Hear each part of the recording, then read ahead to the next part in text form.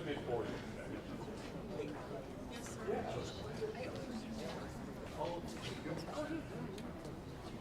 Wow. Yeah.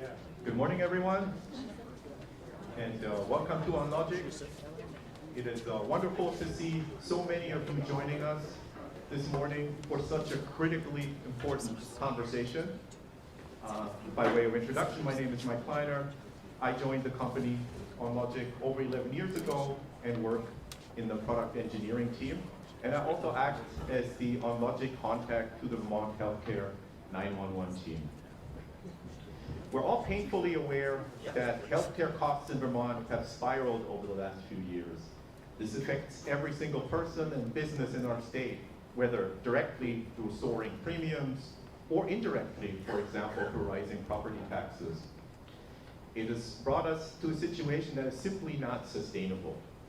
But as the event flyer reminds us, as well as the bold letters here on the screen, change is possible. Thanks to the incredible work performed by the Vermont Healthcare 911 team, we're aware of the root causes of the crisis, and the focus is now on making the right changes to bring things back to a healthy, sustainable state. OnLogic has proudly supported this vital initiative from the very beginning, back when it was just an idea. Today, we're excited to learn how university hospitals in Cleveland managed to do exactly that, reducing costs and patient wait times, improving quality outcomes, and empowering their staff to truly transform their healthcare system. I want to extend a huge thank you to Lisa Ventris for incredible leadership as champion of this initiative, and to the entire Vermont Healthcare 911 team. I also want to give a warm Vermont welcome and a huge thank you to our special guests who are innovators behind the success in Cleveland for making the trip out here to share their invaluable insights with us. I'm very much looking forward to the discussion, and once again, welcome to OnLogic, and let's get started. Thank you.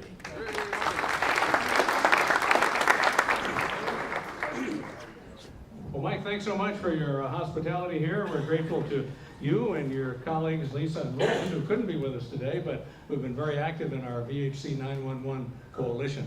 I'm Jim Douglas, and I have the honor of co-chairing our Leadership Advisory Council with Lisa Ventris, from whom you'll hear in just a few minutes. We're delighted to see such a wide, diverse group of Vermonters who care deeply about the cost of healthcare coming together today to help us focus on this important issue. A lot of people have asked me over the last year and a half, well, how'd you get involved in this group? I mean, weren't you comfortably retired down there, teaching an occasional course at the college and watching the sunset? And I said, well, yes, but I understand the criticality of the topic that we're covering today and how it fits into the broader issue of affordability in Vermont. This is, as many of you know, not a cheap place to live. Our housing costs are high and not always accessible. Our higher education institutions are very expensive compared to others around the country. We have one of the highest relative tax burdens in America, and our healthcare costs are disproportionately high. And we may wonder why it's hard to attract and retain people, why our population is stagnant and aging. Well, it's because it's expensive to live here.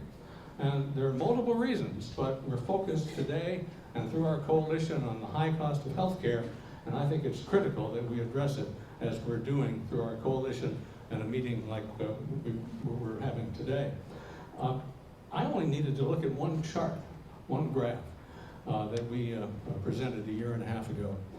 From 2018 to 2025, health insurance premiums nationwide rose by about 12%. In Vermont, they rose by 92%. That's all you need to know. That's why it's unaffordable in healthcare in Vermont, and why it's so important that we do something to attack it.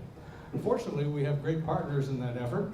We've got new leadership at the University of Vermont Health Network, Dr. Leffler, who is focused on this, who understands the importance of it, who's already met with our visitors from Ohio, and is dedicated to making a real difference there. We have a new CEO at Blue Cross, Beth Roberts, who's with us this morning. She understands the importance of reversing that trend. We like to be #1 in Vermont in some things, but not in health insurance premiums. And she and her team are going to do what they can to bring down those costs too. We've got a couple of members of the Green Mountain Care Board here today, Sarah Teachout and Dr. Merman, and we're delighted that you would take time out to be with us, along with some of your staff. We've got some legislators here, some who aspire to be, and I hope that during the course of the morning you'll have a chance to meet them and to talk with them. We don't lobby, we don't get involved in individual legislation in Montpelier, but we're grateful for the work that the legislature did, especially last year, in making some real strides in the framework for healthcare reform and cost containment. So I'm really thrilled to be a part of this coalition. I hope you'll go on our website, vhc911.org. You can see our annual report, some of the information that we posted, our periodic newsletters. You can sign up to get our e-newsletters, and I think you might find that interesting. There's a video of an earlier webinar we had. This event is going to be posted on our website too. So a lot of important information there that I think you'll find really interesting as we move this agenda forward. So thank you for coming out this morning. Thanks for taking the time. You're all busy folks. You could be somewhere else, but you're here. And I'm very grateful to all of you, to the members of our board at VHC 911, members of the Leadership Advisory Council, and to each and every one of you for being a part of this effort today. Now let me introduce Lisa Members, my co-chair of the Advisory Council and a great friend of many, many years and a wonderful partner in our efforts to improve healthcare in Vermont. Lisa. Thanks, Governor.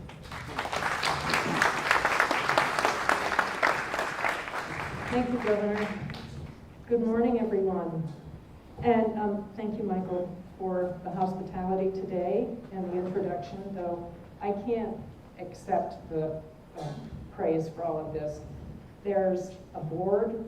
Who in the audience is on the board for Vermont Healthcare 911? Who is a member of the coalition of VHC 911? Great. So, many hands make light work, right? So it's game day. We've been planning this for months, and so we're so happy to see the turnout today.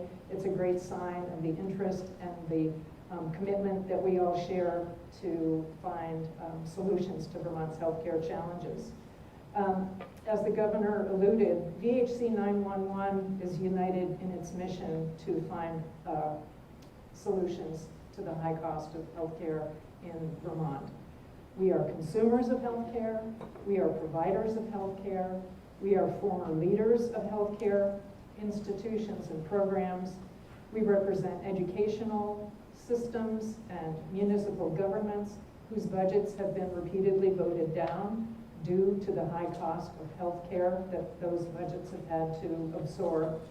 We are business leaders whose economic growth and vitality has been constrained due to the lack of affordability in our healthcare system. We have served in state governments in elective and combative.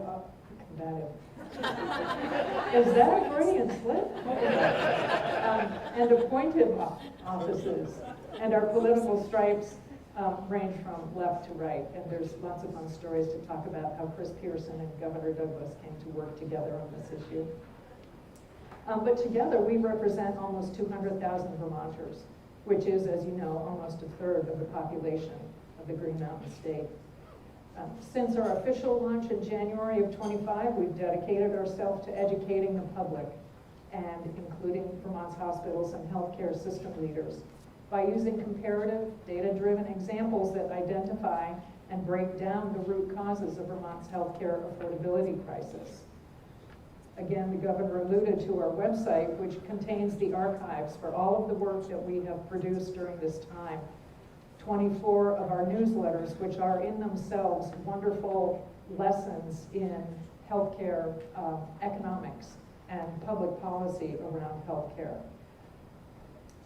18 months later, we're starting to see a shift in the wind due to the leadership of Vermont's legislature and the passage of several important bills during the biennium, the strengthened authority of the Green Mountain Care Board, the critical and necessary leadership changes and culture shifts within Vermont hospital and payer communities, and the sustained efforts of our coalition to call for change that we know is going to be painful. As a result of these efforts, we see that our conversations no longer focus on why must we change, but how can we change, and who will lead those efforts. Opportunities are being created, and that brings us to today. So this gathering is a continuation of our work and reflects our cautious optimism, as you see in the program title, entitled Change is Possible, Embracing System Change in Vermont Hospitals. This panel will run for 45 minutes, followed by a Q&A session. Please hold your questions until that time. Our session today is being taped by CCTV, and that will be up on our website later. Thank you, Steve, for your help. Now, let me move to our introductions. This is such an amazing panel, and we had great fun during dinner last night sharing healthcare stories, which we can't repeat here for privacy purposes. Nevertheless, we are so delighted to be hosting this esteemed panel. Dr. Craig Jones serves on the VCH 911 Board of Directors and was previously the Executive Director of Vermont Blueprint for Health, Vermont's multi-payer healthcare transformation, focused on advanced community-oriented primary care. He is currently working with Vermont Agency of Human Services, supporting Vermont's healthcare transformation initiatives, including working with hospitals on regional transformation. Dr. Jones has published in a number of journals, served on committees with the National Academy of Medicine, and on the faculty of the Keck School of Medicine at the University of Southern California.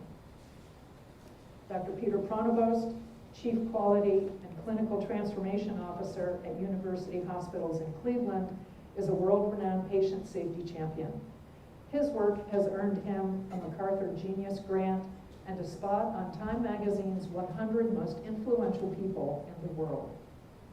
At UH, Dr. Pronovost developed a management system to make defects in value visible and deployed a management and accountability system to eliminate those defects.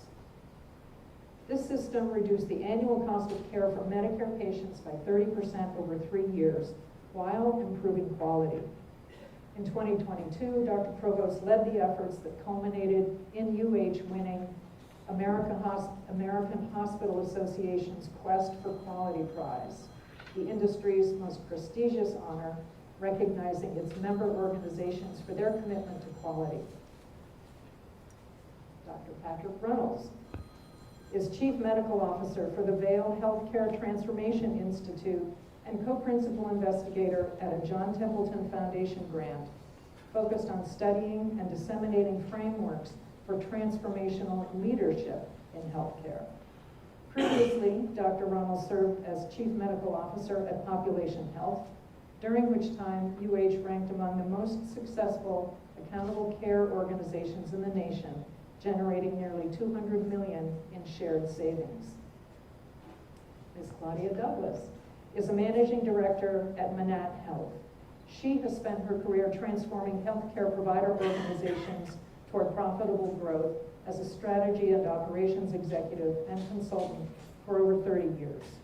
She specializes in developing and leading complex strategic initiatives across multiple business units, primarily in the areas of strategic growth, leadership and governance operating model and culture, operational transformation and performance improvement, digital transformation and virtual and hybrid care, population health, and consumer and teammate experience. Ms. Douglas has worked alongside Drs. Pronovost and Reynolds at the UH system as they lead the transformation in their healthcare system, which includes their medical centers and health networks. So, with those introductions, let's welcome our guests. Can I invite Craig Jones to take the mic? Lisa, thank you. Can everybody in the back hear okay? All right, great. First of all, I want to thank everybody for coming today. It's really incredible that so many people made it, taking time out of your day. Everybody's busy. But this is a special opportunity. We're at an inflection point, as you've heard described in the state, and we have a real opportunity here. And so we wanted to bring special guests here who can talk about how they engineered the change that they engineered. My job is to give a little bit of context. I'm going to make it brief because we want to get to the real showstoppers. This is the chart I believe Governor Douglas was referring to that captured him, so it's probably the best chart that we ever put out. We did a lot of data work, but it makes the point that Governor Douglas made, and it makes another point that I want to start the conversation with. You can see the inflection point. We changed. The rest of the country didn't change the same way. New Hampshire on our border, taking care of a lot of Vermonters, didn't change the same way. Maine didn't change the same way. And yet, the narrative 18 months ago in the state of Vermont was that the reason for our high premium costs was demographics. We're old, we're aging. It was, we are expensive because we're small. We don't have economies, scalable economies. It was Medicare doesn't pay our hospitals fairly, they underpay our hospitals. There was a whole litany of reasons, and we just kind of accepted it all. And that's really what brought 911 together, was say, this is not explained by those factors, we don't think. Let's dig into the data, let's start looking at national data and see what the reasons are. And that's what really brought the coalition together. Well, you can go to the next slide. When we started looking at the data, go ahead, Claudia, punch it down. We put out a lot of different things. I just pulled one slide. I don't want to go through a bunch of information for you, but just wanted to highlight the point. This particular chart shows the ratio of salaries at our hospitals that were going into general services, what it takes to operate a hospital, versus what was going into direct clinical care. This is what it looked like in 2023. Whether you used American Hospital Discharge Data, National NASHB Hospital Cost Tool, no matter how you looked at it, this was the pattern. We can quibble about the numbers. This was the pattern. And what was revealed is that our largest hospital and its network had very high operating costs, and a lot of it was going into management, administration, non-clinical services. And you can look at productivity, and I don't have to highlight that for you because the Green Mountain Care Board's liaison team that worked with UVM Health Network has put out their findings as they dug in deep. And it all pretty much aligned with this type of pattern. But there's also differences here. What we see with the Health Network, Academic Medical Center, and some of our smaller city rural hospitals, which are really important anchors here in Vermont, isn't the same as necessarily with the critical access hospitals, and we have differences. And those are critical in thinking about as we talk about hospital transformation and regionalization of services, and we can get into that later. There's also one other slide I just wanted to highlight for you.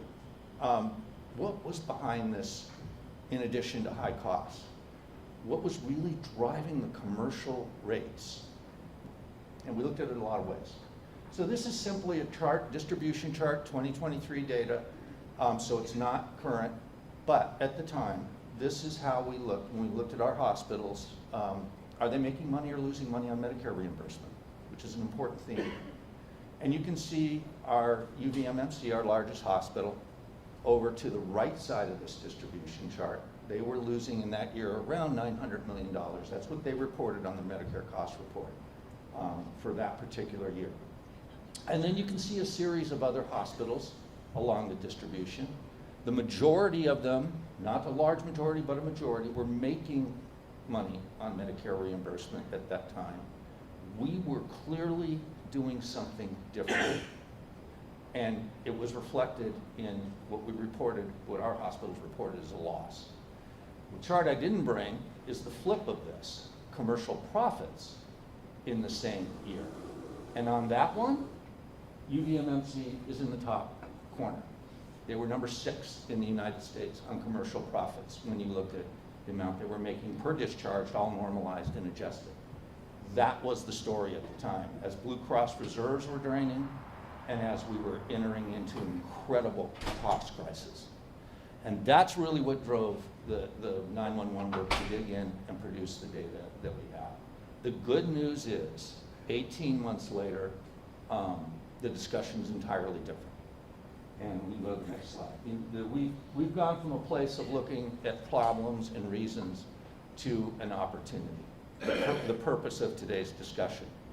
No longer are the same narratives holding, that it's nothing we can do about it, it's our demographics, we're aging, we're old, we're different than everybody else in the country. That's not holding anymore. The legislature, thank you, has passed guiding legislation that's really important. Some of it got signed.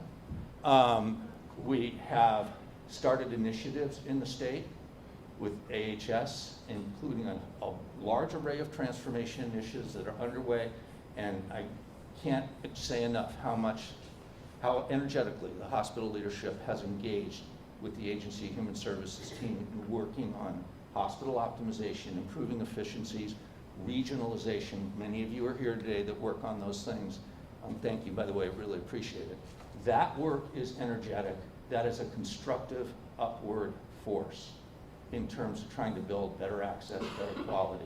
And it's driven by the guiding legislation that was passed in particularly the last year, but the last two. On the other side, we have a Green Mountain Care Board and thank you folks for being here, that has changed their approach in the last 2 years and has taken a targeted, focused approach at driving down costs, pushing hard a lever on hospital budgets. It's a blunt instrument, but it was something that had to happen in order to stop what was going on in terms of an uncontrollable fashion. And that paints the opportunity.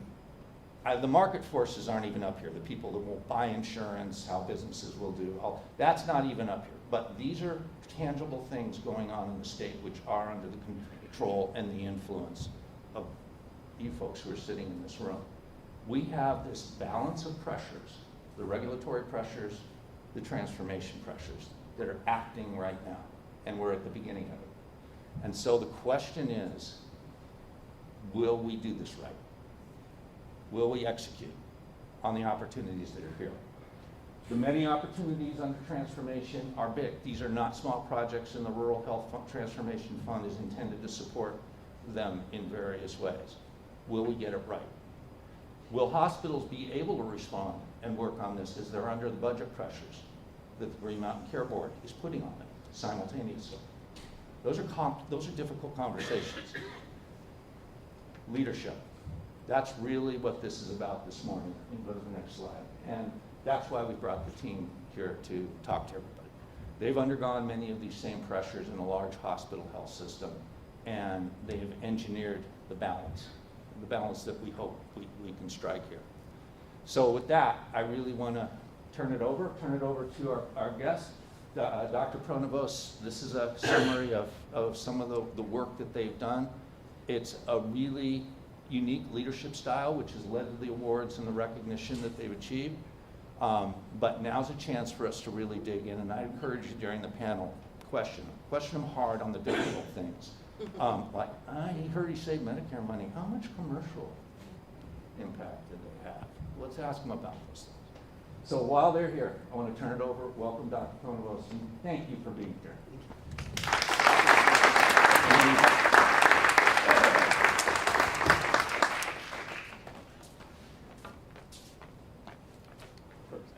Thank you. So thank you all for joining. It's been great to make friends, and you have just an amazing plan. But before I tell you about our management system and accountability and organizational transformation, I want to tell you about a little girl named Josie King.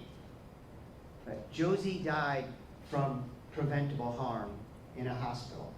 Her mother, Sorrel, had every reason to turn towards anger, to hate us. Instead, she turned toward purpose.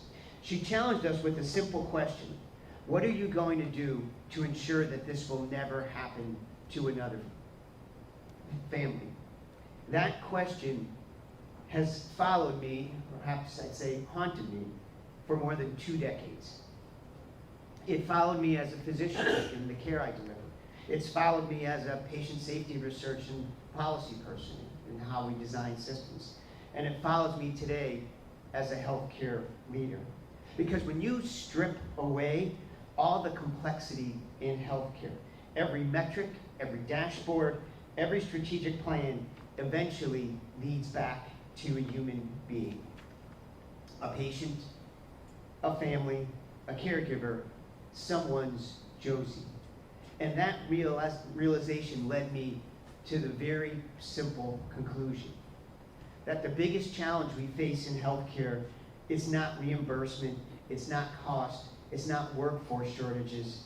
It is simply our greatest challenge is that we have forgotten how to solve complex problems together. And there's a lot of them. And the simple reason is we've forgotten love.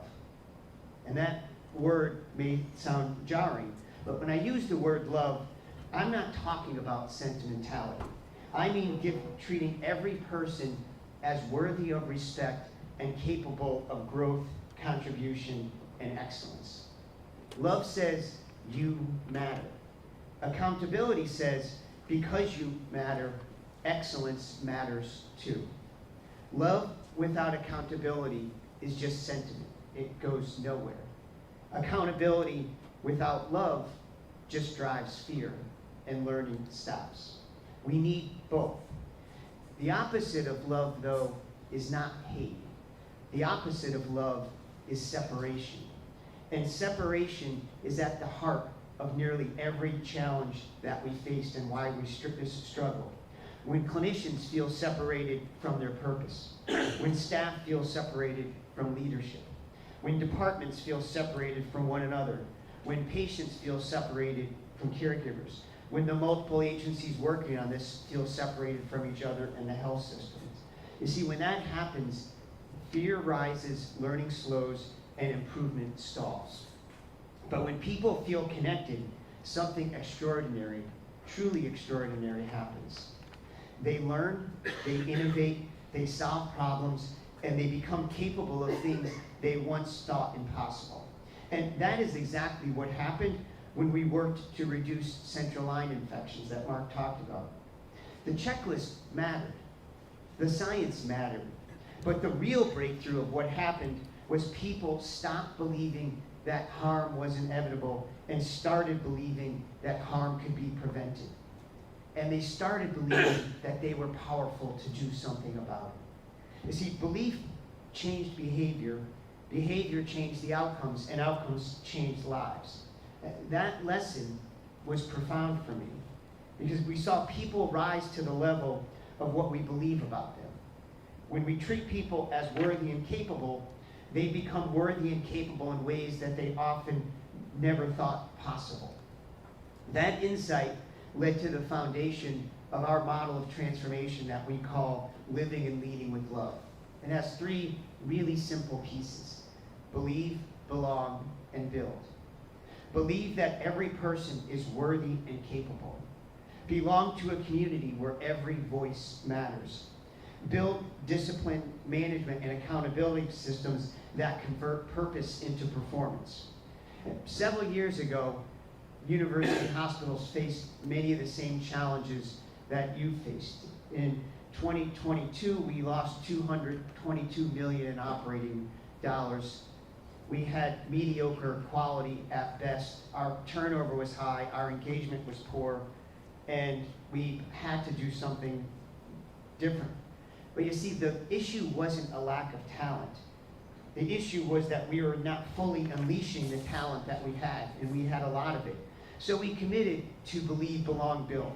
We connected people to their purpose, everyone at the frontline staff, 35,000 people. We created structures for learning. We built management and shared accountability systems and transparently looked at performance. We moved from fear to learning, from hierarchy to partnership, from compliance to commitment. And the results have been nothing short of remarkable.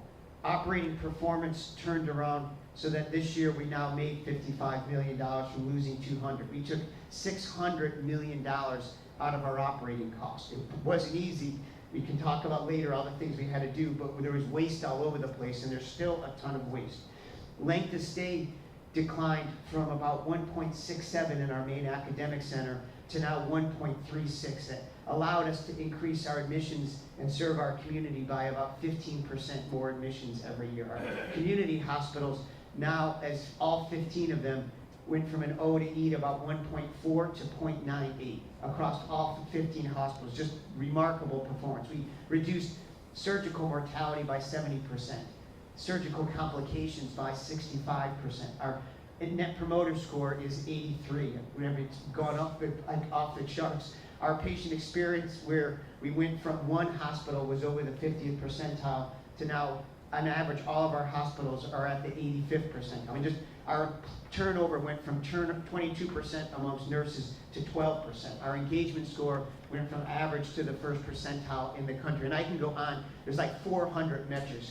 Because when you get this right, it's not one thing that improves, it's everything that improves. Because once you learn how to solve problems, or you get this culture right, it's just a virtuous machine of getting better in ways we never dreamed possible. But the numbers don't tell the whole story. The people tell the story. And I want to share two stories that just highlight the importance of this, especially the belief part. When we started this, we made a decision that the lowest goal we would ever set for our performance measures was the 50th percentile. There's a benchmark. We believe our staff are good. Well, at the time I mentioned, only 15% of our hospitals, one, was above the 50th percentile in patient experience. And the staff revolted, not the staff, the managers, because there was a financial incentive to it. You're setting us up to fail, Peter. This isn't fair. You're abusing the staff. There's no way you're going to improve with this. Like, you have to set it. What we normally do is just have them improve 1% a year. So one of our hospitals was at the 2nd percentile. Another one was at the 8th. And so I said, let me just pause for a second. You can look at it that I'm going to set them up to fail, but I believe our staff are better than the 3rd percentile, way better. And I am not going to tell them that that's what I believe you can perform in. So your job is to work together and set them up to achieve that goal, because our people are at least average. And it was like this transformational moment. We said, no, we're not accepting 3rd percentile. And I mentioned this year, every one of our hospitals are now like above the 70th percentile. But it shows that mindset of the belief, right? People have been so constrained that we have to accept harm as inevitable. Another one of my stories that truly shows the power of this transformation, not just in healthcare, but in people's lives, was an environmental service worker. Part of our rules of belonging is that any project we do, any role that touches the process needs a seat at the table, because we genuinely believe they can contribute. And every site of care has to have a voice, because if they won't work if we don't fit it to their construct. So we had never included EVS workers on the team before, but we did. And when we first talked to this woman, she wouldn't look us in the eye, I think because we had led her to believe to be ashamed of her role as an EVS worker. I mean, it was truly profound. She wouldn't look. And she didn't believe that she had much to contribute. But we believed she did. And so we asked for her ideas. And importantly, we listened. And we acted on them authentically. And she began to share some of her beautiful stories. Like, one of the things she shared is, and those of you who work in the hospital will get this, cleaning a room, especially after someone has an infection, is really a technical task. And we outsource it to a service provider. But they're training that. She said, I don't really understand how to clean it with that technical. We don't get great training. Our competency wasn't so great. And so we worked with them to make sure we do.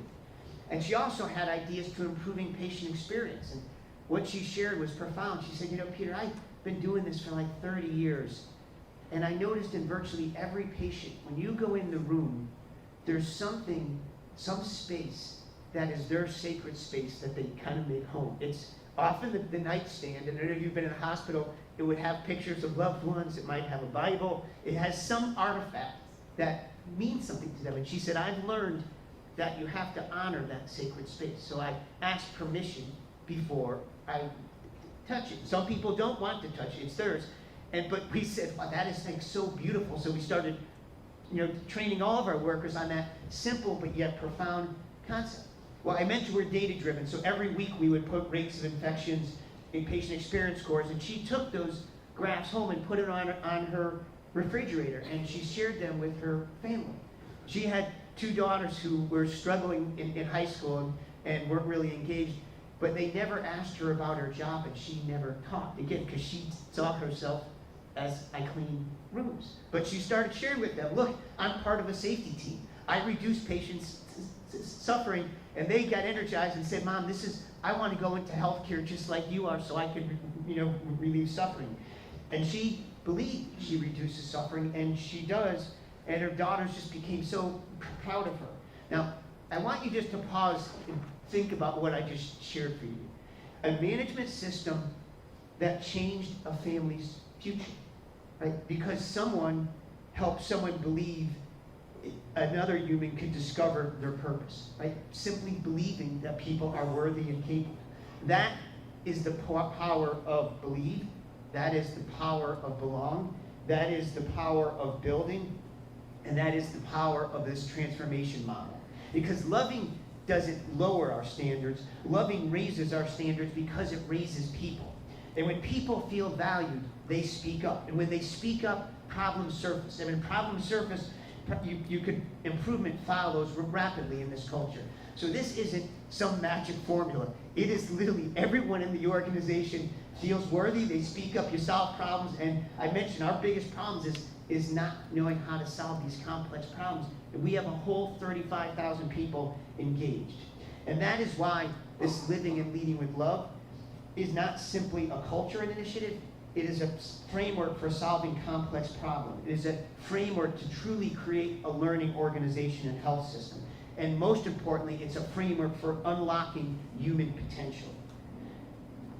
As I think about this work that we do and your moment here, in every collective human endeavor, there comes a moment when the noise quiets, a moment when individual values become aligned around a common purpose, a moment when we know so much more about what to do than we may have admitted, and a moment when what once seemed impossible suddenly becomes achievable if you choose to act together. I believe Vermont is standing in that moment today, this morning. You have extraordinary physicians, extraordinary nurses, extraordinary caregivers, extraordinary public service, extraordinary communities. You have all the knowledge that you need. The plan that Craig showed is brilliant. It's transformative. You have the talent, you have the resources, you have the values, you have everything you need. But what remains, and it's crucial, is a decision. A decision about whether you will continue to operate in separate interests, each protecting your own corner of the system, or whether you will come together around something larger than yourselves. I think John F. Kennedy said it best when he said, united, there is little we cannot do in a host of cooperative adventures. Divided, there is little we can do. So the question before Vermont is not whether change is coming. It needs to. It is whether Vermont will lead. The question is not whether healthcare could be better. We already know it can. The question is whether we will have the courage to build it together. Living and Leading with Love is not a program. It's a choice. It's a choice to believe that every person is worthy and capable. A choice to belong to something larger than ourselves. A choice to build systems that transform good intentions into extraordinary outcomes. And if Vermont makes that choice, something remarkable can happen. You can become more than a state trying to solve its healthcare challenges. You can become a model for the nation. A place that proves healthcare could be high quality, affordable, accessible, compassionate, and sustainable. A place that proves collaboration is stronger than competition. A place that proves that love is not soft. It is the most powerful force for solving complex problems. Because the future isn't decided, it is created. And sitting in this room today are the people who can create it. The choice is yours. You can continue to be shaped by the future, or together you can shape the future for the rest of the country. Small states have often changed the course of history because they could move where others were not able to.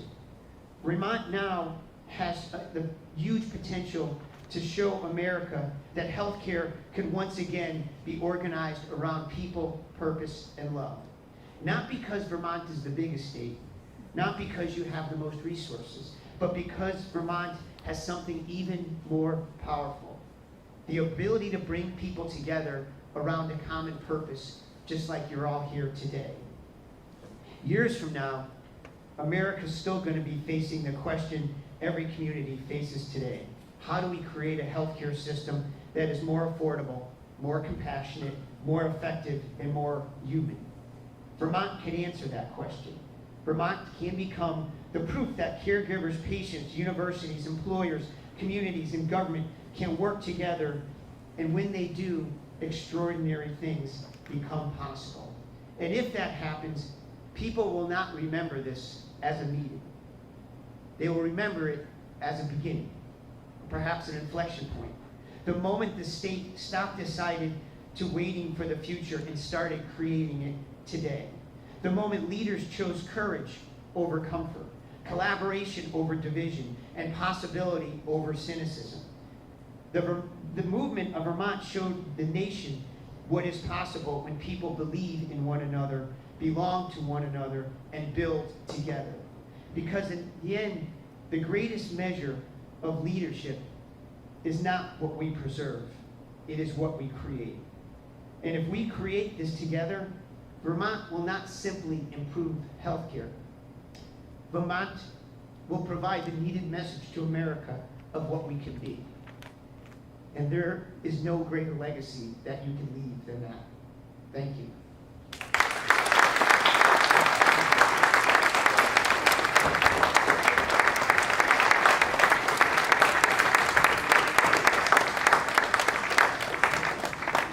Wonderful. Thank you, Peter. Okay, who's ready? Sign up? So we know how we got here. Now we need to figure out how to get there with our healthcare system. So I have a question each for Pat and Claudia, based on their experiences and backgrounds, what they have seen and how they have helped to use this transformational process. What are those specific kinds of experiences they can share with us? And then we'll throw it open to all of you to ask questions. So let me start with you, Pat, if I may. So your background has been all around transformational leadership within healthcare systems. So one of the comments that Peter made was moving from hierarchy to partnerships, or maybe it was you, Craig, but sorry. So we have a lot of hierarchy in our healthcare systems. Can you just briefly describe how you helped participate in that shift? Yeah, and thank you so much. It's always a tall act to go after Peter. He has got tremendous rhetorical skills, but what I'll start with is by contrasting where Peter and I came from. So Peter's a critical care doc. He has spent his time in the most sophisticated parts of hospitals. I am a psychiatrist that spent all of my time with the homeless for the first 10 years of my career, which is to say I spent time in shelters, which were among the least technically sophisticated parts of the health system you can imagine. Our two jobs could not, in many ways, have been more different. And yet, when we met for the first time about 8 years ago, we shared a tremendous amount in common, which was a common understanding that the systems that were built weren't working anywhere near what the evidence said they can and should be. Which is to say, whether it was someone with schizophrenia and heroin addiction, or someone who was on a ventilator in an ICU with heart failure, we noticed the same trend, which is that take the payment models out of it, take the incentives out of it, even despite those, it didn't look like health systems were doing all they could to actually make the lives of their patients and those they serve great and even better. And that hit me during my residency, and so the last 20 years of my career, I've been very focused on what makes great leadership and why don't we have it. And the first thing I want to say is Peter talked about believe, belong, build. He talked about love not being the soft stuff, right? And the reality is that's backed up by evidence. And it's evidence that has been generated in research project after research project from folks like Amy Edmondson in psychological safety, and Daniel Goleman in resident leadership, a whole host of others that say all of the things that we include in this model, they're all based on evidence. And that evidence can be summarized as we see it, and getting to this hierarchical part, as the difference between taking a commanding approach to leadership, in which I see myself as the main expert and the decider. I am the one that has to have all the answers. I'm the one that has to make all the decisions. And if I give people my expertise and I make those decisions, then the folks that I lead will give me accountability and will show me love, right? And that's a model of leadership that many of you probably imagine can and has existed. The other, by the way, that model of leadership is in no way backed up by the evidence. There's actually not a single study that shows that that gets you great results. It's not that organizations can't get along, but they far trail the performance of organizations that are led by the other type of leadership, which we call cultivator.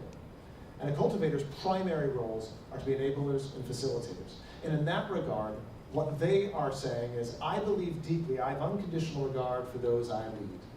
They are worthy, they are capable, and my job is to unleash that potential by enabling the environment, enabling those individuals to do well, and facilitating people to connect. Connection is really, really key. And in return for that, what the organization gets back is amazing opportunities and amazing performance. Meaning, I show them the love and accountability. They give us the opportunities and the ideas, because the great ideas and the great opportunities are generated by the group, by the well-led, enabled, and facilitated group. And all the evidence points to that. And that essentially is what we have done.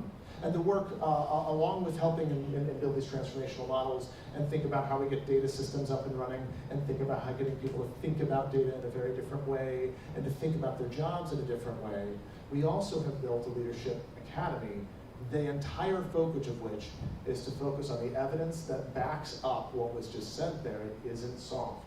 And the response of the about 100 people in our organization that we've run through that has been phenomenal.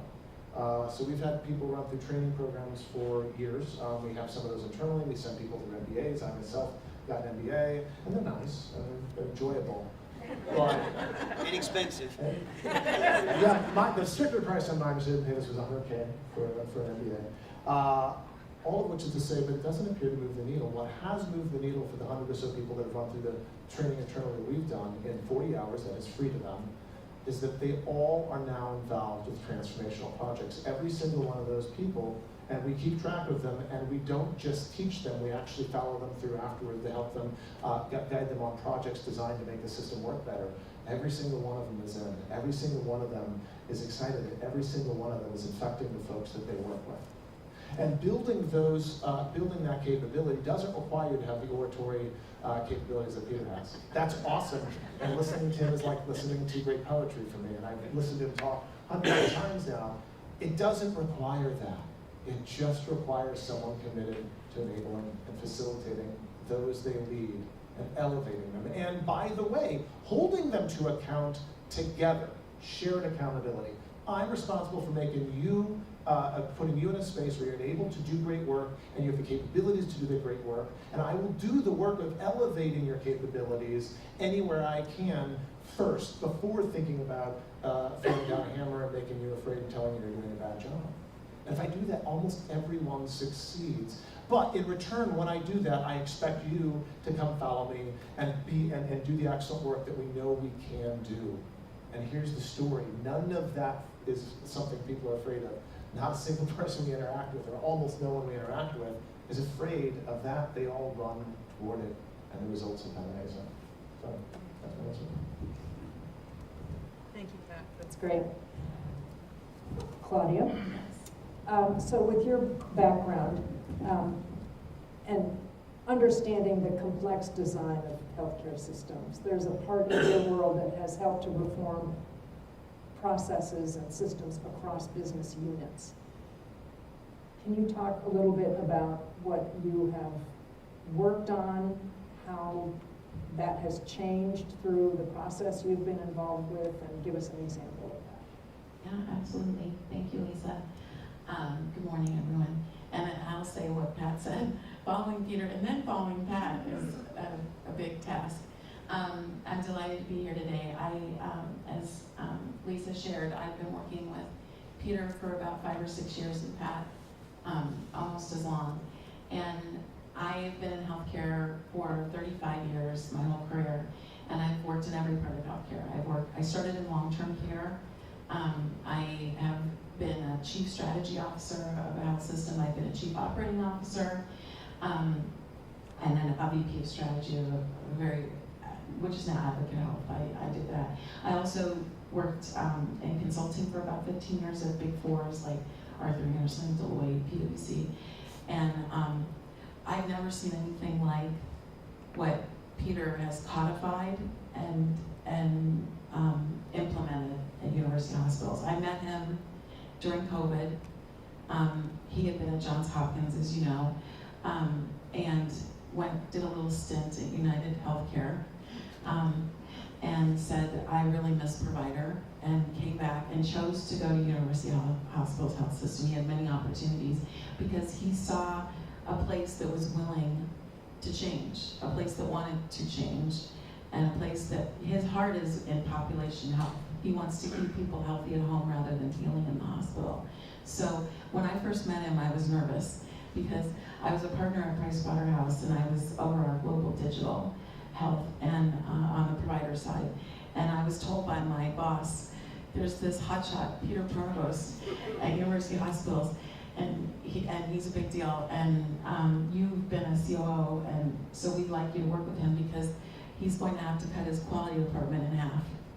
And he's been given this task, and here he is, this global patient safety, and he's going to cut his department. His boss gave him a target to get to the 25th percentile in staffing. And so my team, who one of them we were just texting with yesterday, I had a team, and we put our heads together and we said, how are we going to improve quality with Peter, support him?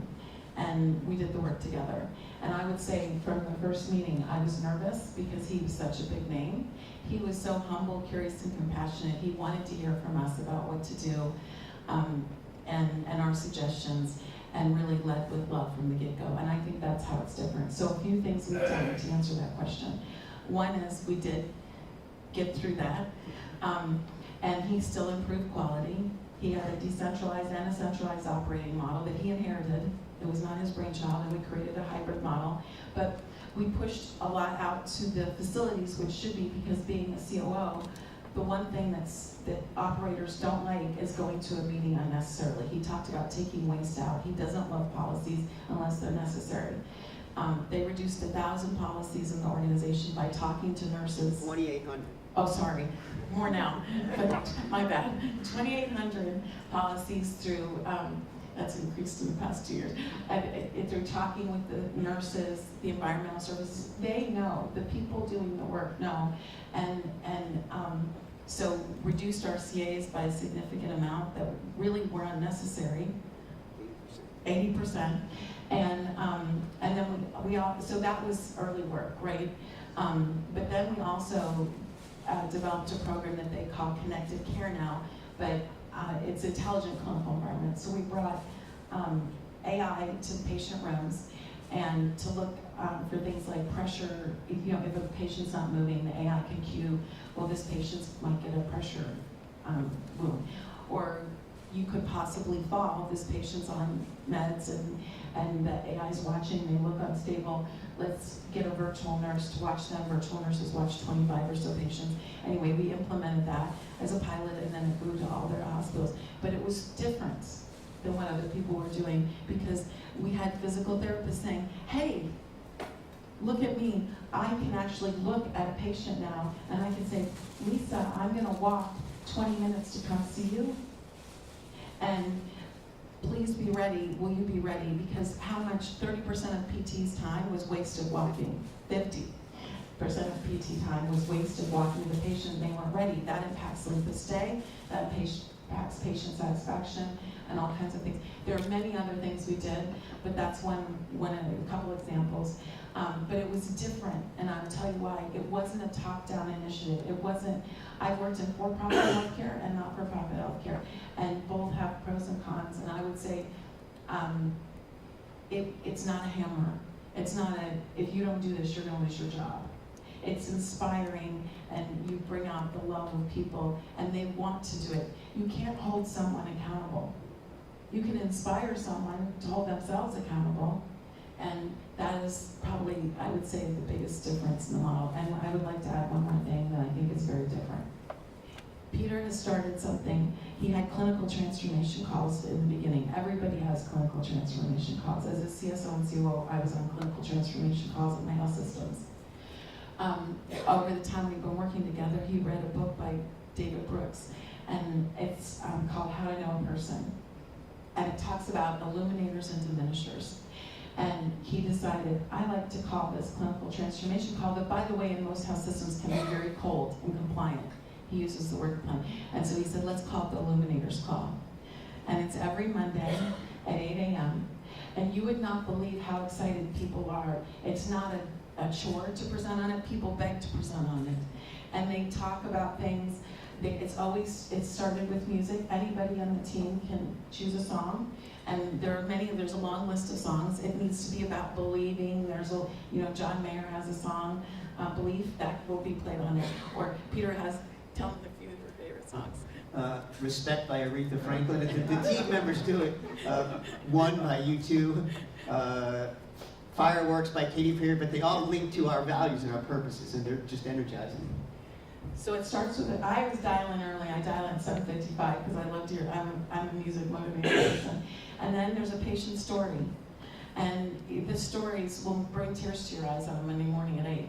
Just what happened over the weekend, or that someone was dying, and what they did for the family to make it easier on them. Whatever has happened, there's always a patient story, sometimes many. And then we get into the length of stay team at Ahuja will present, or what they're doing in connected care and how they're evolving it to the next hospital, or data and analytics, or the new AI tool that someone built to help with pharmacy calls to get meds to patients so they can go home with their meds when they're discharged. It just goes on. And then we close with music. Is there anything you want to talk about the Eliminators call that I didn't? Okay, so those are things that are different because it's love. It's not compliance. Thank you, Claudia. Did you want to ask one question before we go in? I'd love to if I could. So we have a lot of people here who work on programs outside the hospital. Advanced primary care, the Blueprint team. We have people here who work on mental health support services, community services. You have a large system. Curious if you could expand a little on how you bridge that, and what are some of the specific examples where you particularly help people get care in better settings outside the hospital? Because that's a big focus in Vermont, is to shift care to more appropriate settings. Great question, and I could have spent a whole talk on this, or maybe I'll have to come back. We all are driving value, but for a frontline clinician, that word doesn't really mean much. Some people think cheap care or not high quality. So what our drive to our clinicians, or everyone, is really simple. It is to keep people healthy at home rather than healing in hospital. And if you're moving in that direction, you're doing good. And so I'll give you a couple things. We put in advanced primary care for 500 primary care physicians. So they have access to collaborative care with the social work, they have pharmacy access, they have access to an MA, now adding health coaches. Amongst our 120,000 Medicare beneficiaries, we went from 14% having an annual wellness visit, which is probably the most important thing for a Medicare patient, and that's about the national average, to 77%. But like all these things, excellence wasn't an option, and it was a clear outcomes to get first over 60, then over 75. We have 92% of our patients with diabetes are controlled. We have 90% of our hypertensive patients are controlled. And then importantly, we navigate care to the lowest cost of care. Some of that is regionalization, where we do procedures and getting them out of our high-cost academic hospital where we could. So we move people and keep them for mostly quaternary care. You know, we were, like most AMCs, 80% of the people who get care in that setting don't need that care. AMCs do amazing things. They just happen to be filled. Some of it is we serve a very poor inner city, so people don't travel, so it's never going to be low because people don't have access, and if they do have to, they don't have cars. But we navigate procedures as much as to the lowest care setting possible. But I want to share with you what our results were in a population health perspective, because I think it's something you could do. Right now, the traditional Medicare patients cost $16,000 a year, the per member per year spend. Patients in an ACO cost $14,000 per member per year. Medicare Advantage, the data isn't published the same way, but MedPAC studies and other show that they're probably about a 20% even more expensive than traditional Medicare, but they report it in funky ways that make it just. University hospitals is our per member per year spend is $11,000. Let me just pause in that. $3,000 versus all of the other ACOs, and $5,000 than traditional Medicare. You can do the math. If the country were to do that, I mean, we wouldn't need to make the cuts that we're doing in Medicaid. The waste would just solve it. And that, it's our ED utilization is about 30% lower because we have a really beautiful program for managing chronic diseases where we've partnered, again, the collaboration, specialists with primary care to write care models and order sets that when they see the primary care, they know how to manage them, because many, especially the drug therapies, we have automatic referrals for any one of 6 chronic disease to pharmacists, because we build trust with our primary care, and they get people on the right medicines, they educate them, they help them pay for their meds. We screen for depression and anxiety and make sure we refer people to our behavioral health. We have access to the specialist if we need to, but that model flipped it where 90% of chronic disease used to be done by the specialist, but because it's a silly model, we don't have enough of them. It seemed we measured how good you were by how long the wait time. So if it took you 3 months to get in, you must be good. If it takes 6 months, which it often did, boy, you must be really damn good, because the wait line, we flipped it to say 90% now is delivered by primary care, and 10% is by the specialist, but they're seeing people who they really need to see. And we have an NP first model for most of our problems, so even amongst, say, an endocrinologist, a diabetic NP or a social work and behavioral health will see most of our diseases first. Sometimes they're the only ones, because in our ACO, for example, we have 64,000 people with diabetes, and we have maybe 3 or 4 endocrinologists who see diabetes. The math doesn't work, but we viewed success as, is my clinic full, right? And that's like the docs, they were pressured for RVUs, and we have to get productivity. But we also needed to design a care model that can care for 64,000 people with diabetes, and that's not happening with a specialist-led model. So a number of different ways, and we're still innovating all the time.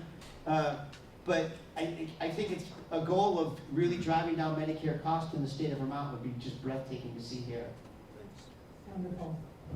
Thank you, Peter. Okay, now, everybody. First rule is, please introduce yourself and where you're from. So who would like to ask a question of our panel? Mr. Schubart. My name is Bill Schubart, And, oh yes, and Jared is going to be running the mic. Thank you, Jared.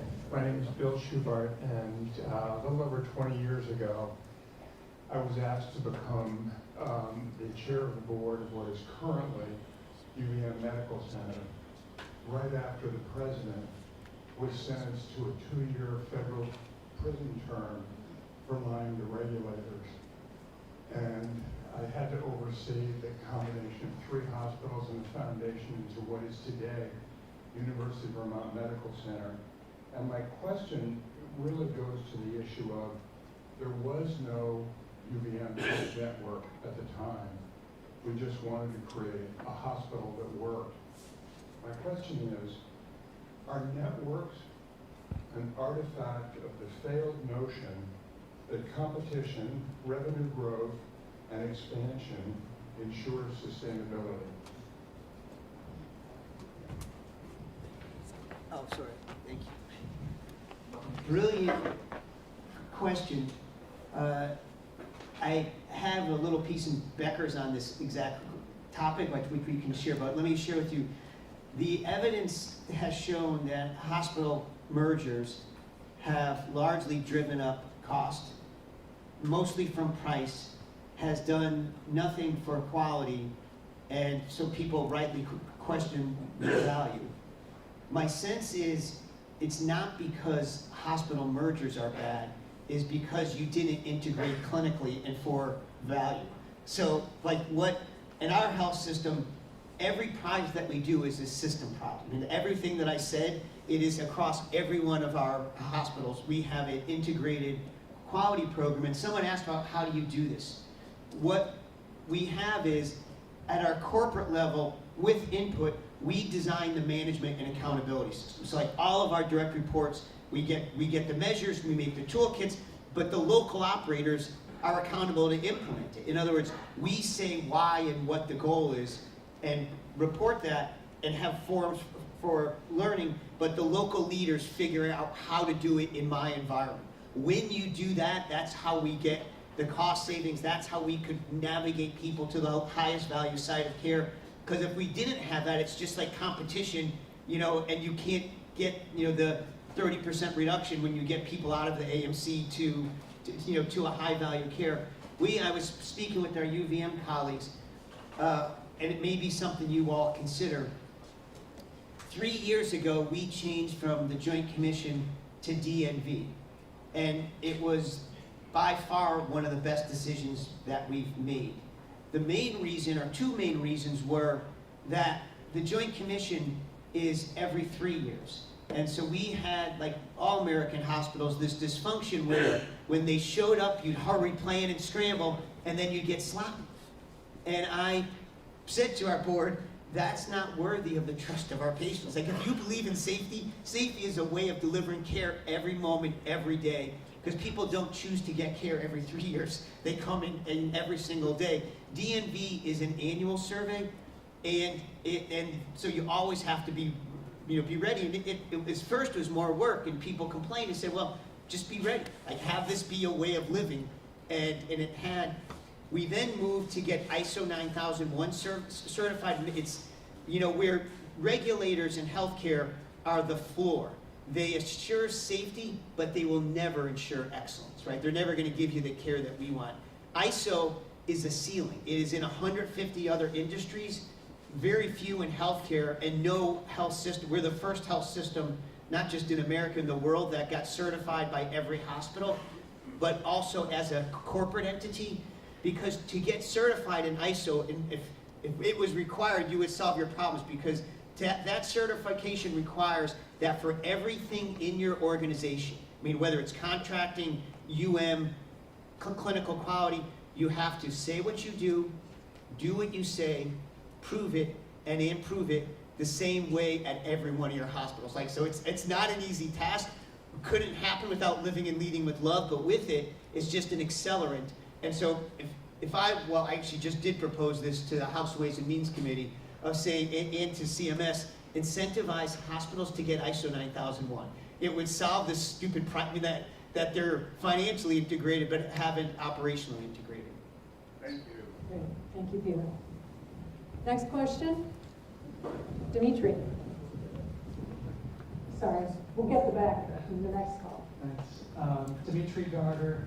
I'm on the board of Southwestern Vermont Medical Center, and I ran a data analytics company for 35 years, so I naturally go in the weeds immediately.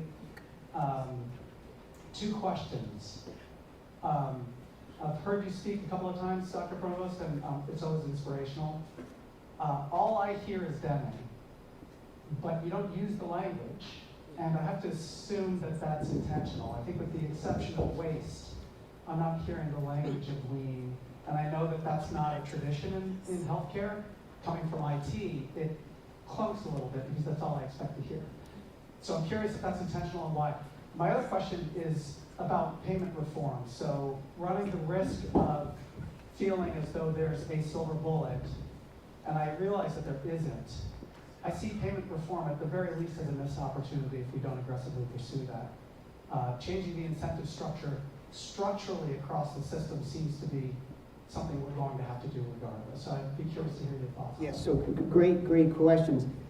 Yes, we use lean, and we have a lean team we call operations engineers that run all of our data analytics and project management support for teams. We didn't hire new ones, we had them, but they focus on, projects to reduce suffering, to reduce complications, to reduce waste, to take cost out, to reduce inequities. And so we use them. They'll often use lean. We have used it less for two reasons. One is it's a tool for some projects, but not for others. So lean's really good if I know what I need to do and I'm just not doing it. Much of what we're doing is we got to figure it out. So we do more design thinking that may then evolve into lean, because these are new things. Or another tool called dynamic work design that we've been driving. But mostly, clinicians don't like jargon and they don't really connect. Like going to the Gemba, yes, we use it all. And then I would say third, and obviously I'm a student of Deming, and Deming clearly had culture in mind, and though people think of it as lean or the Toyota production system, it was really a management and accountability system, right? I mean, the way you understand it. So learning and culture were key. I think the pure lean doesn't bring the culture pieces into it as much. Though again, Deming did. It's just healthcare has forgotten the accountability and culture piece because in my view, accountability is almost entirely absent in healthcare. I mean, because there's no. I'll give you one. I don't have a slide. Well, I have a slide, but you don't need it. We were trying to get our notes signed for a variety of reasons. It's a safety risk. We can't submit bills, and we had 10,000 notes a month that were older than 7 days being signed. And we complained, we said you have to do this, but we had no accountability system. So we train people, we make sure that very transparently, here's the goals, here's some tools you can help get that done. But if you get 7 days, you'll get noticed what % of your notes are late. If you hit a threshold at 14 days, you lose access to our EMR, which means you can't do your work. We went from literally within the span of a week, 10,000 a month to 40 a month. Like simply because we created accountability. I mean, it's all over the place. Second is, without a doubt, we need to align the incentives and payment reform. I strongly believe in transparency. I think that both for hospitals but also for payers.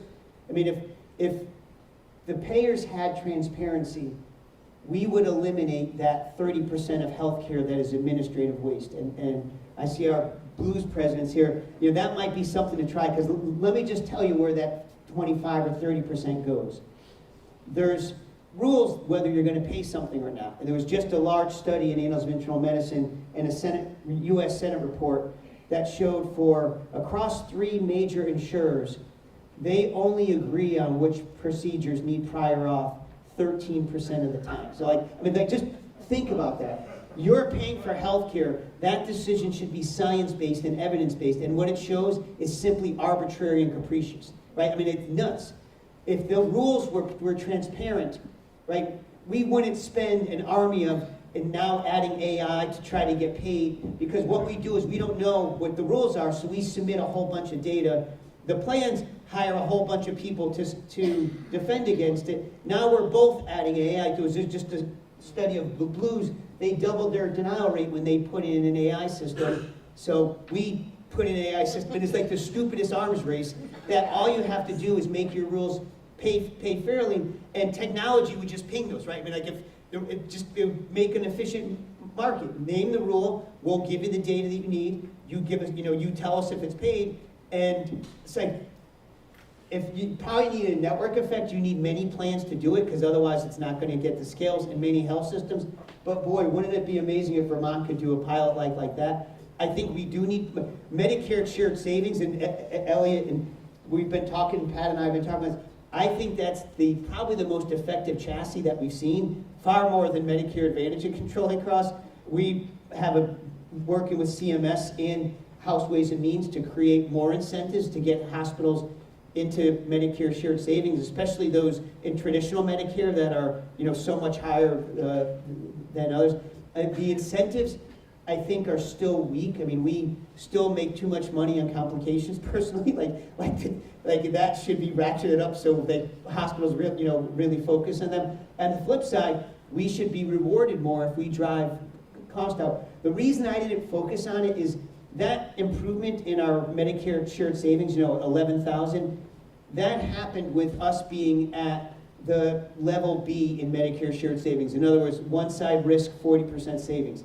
So hospitals could get cost takeout without necessarily a change in that. I think being in MSSP helped, because we went from about 2 million shared savings to 55, and that was like 30% of our EBITDA. So the Medicare shared savings helps a great deal. So I see these as synergistic. And Dimitri, I really love your question, because one of the first things when Peter and I were working together, I worked at a health system, and we had a lot of people from Toyota and everywhere, and we went and we did the Gimbal walks, and I ran the transformation management office and as a VP of strategy. And one of the things I said to Peter is, this is lean. And he said, it has lean components, but he felt like lean was, even though you have Gimbal walks and things like that, top down, and also some fear. And I will tell you, in our organization, we use the A3 methodology. We have other A3s and strategy, everything. Current status A3s. One of the things I learned was we wanted to create a cultural transformation in the Charlotte metro area, and we picked one of the best performing hospitals, and we wanted to show everybody that red was okay. We were trying to get, that red wasn't you were bad, red was you didn't have the right resources, or you had a political problem that we as leaders were not solving for you. But his way came out better, because that actually had some challenges with people, because it was so hard to culturally get people ready for red. So it was very top down, and I think this has a lot of that, but it's even better because it's bottom up and it's love versus a hammer. And I actually want to add something if he's ready in the future. It's not just a hammer, it's a handshake, and it's also a hug. I like it. All right, hammers and handshakes. All right, back in the. I think Pat has something really quick. Oh, We sorry. got limited time. We'll Okay. find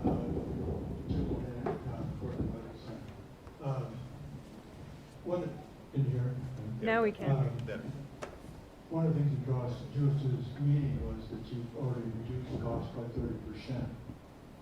So my question to you is that if you were to create a pie chart of costs before you started and where you are now, and you looked at like personnel, it's probably 70%, I'm guessing, and then shares for facility costs and drugs cost and IT and high-tech equipment and that sort of cost. If that was your 100%, then, and you shrunk it 30%, how's the pie chart changed? Has the number of people changed, or the cost for personnel, or cost of equipment, or what? Yeah, so great question. As the hospital operators in this room know, it's a really dynamic, because like our costs are going up 10 to 12% a year. Our payments or revenue are going up 3% a year. So like every year we have to get better. We have a cost and Eric, we call it a expense and revenue cabinet. Our CFO chairs that. And We initially did some across-the-board cuts that were mostly open rec, so it didn't take dollars out of the run rate, and it wasn't super effective. We then had every org unit do a functional org chart, like so literally say, what work do you do, and forget names, just and what are the key outcomes, the outcomes and key results that you drive. That was really helping us get rid of headcount. We also had, we grew our management levels much more than our FTEs. So we had a lot of directors or even some VPs who had one or two reports that got rid of that role, consolidated into others. We got input from all of our staff, as you would imagine. So the expense cabinet had a number of things. One, a big focus on labor, and particularly premium labor. During COVID, we went from spending about $2 million a year on premium labor to $200 million a year, right? Because there was all these PE firms that were charging crazy rates. I mean, it was like insane to get people with no more, so that's been very actively managed down to get that. That's down. It's probably around 70 million now, so like still coming down. We have much better control of headcount now. Like a lot of health systems just grew headcount and had very little discipline controls. We essentially every position is rigorously scrutinized, and because it just grows. Like when you're a big organization, as you know, people all kinds of ways you can get around it. We looked at all of our purchase services. So we looked at we cut our IT expenses. We took about $400 million out of our parent, which is like all the corporate offices. Like you heard, the quality department got cut by half. Legal, every department had to cut. So our cost per discharge, is down probably 20%. The challenge is it's not static, because with inflation, every year we have, probably another 200 million that we have to take out just to make up for drug costs, for supply costs, that, independent of improving performance, just to stay the same because of the headwinds we face. And now, we're starting in 27 with the one big beautiful bill and the Medicaid cuts. It's additional several $100 million a year that we have to also, make up for. And so hospitals across America and Vermont have huge headwinds, and it's why I believe like the biggest problem is solving problems, because we have scores of problems that we have to solve to keep ahead of this. I think one thing really important to add to is when the cuts happened, we did everything to repurpose people in other positions. He had people in the quality department that were great clinicians. They went back to clinical care. They still have a job. And some people were retrained. They became community health workers. They did different things, but because there were needs in other parts, and to help the pop health, so even though there was an investment being made over there, it had a return on investment, and it wasn't just an administrative overhead position. Because I think that's really important.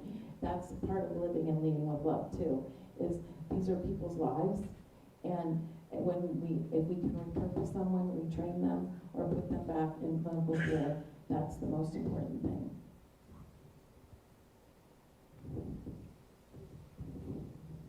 So, my watch says we're almost at 10. So I know there's other questions on the floor. However, our panel is going to have to get someplace else too. So on behalf of all of us here, I just want to thank you all for being here today, being present with this group, being straightforward and direct about what the lessons were that you have learned along the way, being inspiring to the rest of us who now are going to be in this transformation process together. And we would love to be able to call on you again to show off all of the progress that we have made going forward. So let's all give our panelists a round of applause.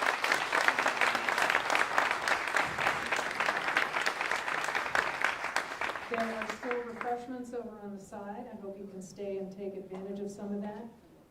And we're done for this morning. Thank you all. Thank you.